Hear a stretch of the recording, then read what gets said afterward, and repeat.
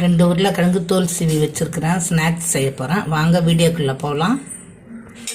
இந்த உருளைக்கிழங்க தண்ணியில் போட்டு கொஞ்ச வச்சுருந்து நல்லா பிழிஞ்சி எடுத்துக்கலாம். தனியாக நல்லா அப்படி பிசைஞ்சு கழுவி பிழிஞ்சு எடுத்து வச்சுக்கலாம்.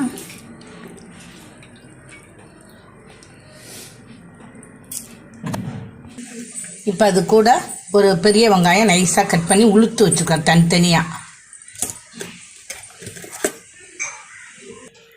1 ஸ்பூனு கடல மாவு போட்டுக்கிறேன். 1 ஸ்பூன் அரிசி மாவு, 1 ஸ்பூன் கார்ன்ஃப்ளவர் மாவு, கொஞ்சமாக சால்ட்டு,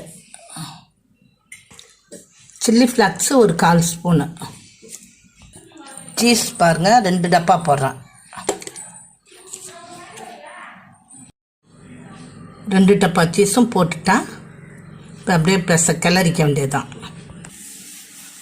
இதை அப்படியே கிளறிக்கலாம். பாருங்கள் எண்ணெய் காஞ்சிட்டு வானல்ல கொஞ்சமாக எண்ணெய் ஊற்றி அப்படியே போட வேண்டியதுதான். பாருங்கள் இதேமாரி போட்டு கொஞ்சம் செவரை விட்டு எடுத்துடலாம். பாருங்கள் போட்டாச்சு. அடுப்பில் இப்போ வெந்துக்கிட்டே இருக்குது. இன்னும் 2 நிமிஷம் கழித்து திருப்பி போடலாம். பாருங்கள் திருப்பி போடலாம். கொஞ்சமாக எண்ணெய் விட்டு ஒரு 2 நிமிஷம் மூடி வைப்போம். பாருங்கள் வெந்து போச்சு. நான் எடுக்கிறேன்.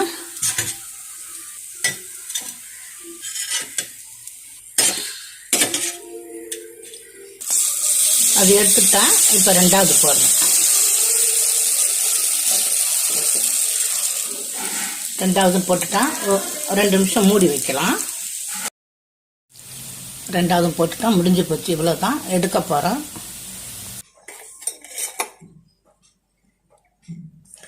பாருங்கள் செஞ்சது எவ்வளோ சூப்பராக இருக்குது பாருங்க. இதேமாரி நீங்களும் செஞ்சு சாப்பிட்டு பாருங்கள். சப்ஸ்கிரைப் பண்ணுங்கள், லைக் பண்ணுங்கள், ஷேர் பண்ணுங்கள். பிடிச்சிருந்தா வீடியோ பிடிச்சிருந்தா லைக் பண்ணுங்கள்.